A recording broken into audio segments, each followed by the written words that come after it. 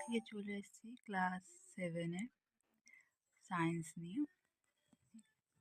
তো তোমাদের আমি যে কোশ্চেনের সাজেশনগুলো দিচ্ছি সেগুলো পরীক্ষায় আসবে, তো তোমরা ভালো করে পড়াশোনা করবে।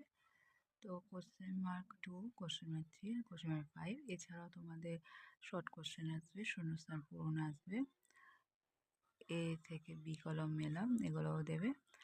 তো চলো শুরু করা যাক। কোশ্চেন মার্ক 2 এর কোশ্চেন দেখতেই পাচ্ছ যে দেওয়া আছে যে একটি অ্যাসিড ও একটি ক্ষারের উদাহরণ দাও। এটা কিন্তু ভেরি ইম্পর্টেন্ট আছে। সপ্রভ ও অপ্রভ বস্তুর মধ্যে পার্থক্য লেখো। ডিডিটি কি, এর ব্যবহার লেখো। এটা কিন্তু খুব ইম্পর্টেন্ট আছে, ভালো করে মুখস্থ করবে। ফুল ফর্মটা কিন্তু ইংলিশে লেখা আছে, তো তার জন্য স্পেলিং যেন ঠিকঠাকভাবে লেখো, একটা যেন মিস্টেক না হয়। চলন্ত বাস হঠাৎ ব্রেক কষলে যাত্রীরা সামনের দিকে ঝুঁকে পড়ে কেন?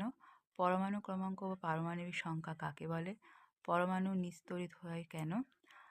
নীলতাপ কাকে বলে? এটা কিন্তু ইম্পর্টেন্ট আছে। বরফের গলনের নীলতাপ 80 ক্যালোরি বা গ্রাম বলতে কী বোঝাও? হাতে স্পিরিট বা ইথার ঢাললে ওই জায়গাটা ঠান্ডা হয়ে যায় কেন? মানবদেহে অ্যাসিডের ক্ষার ভারসাম্য কোন কোন বিষয়ের উপর নির্ভর করে? প্যাথিলিজম কি, ভেরি ইম্পর্টেন্ট।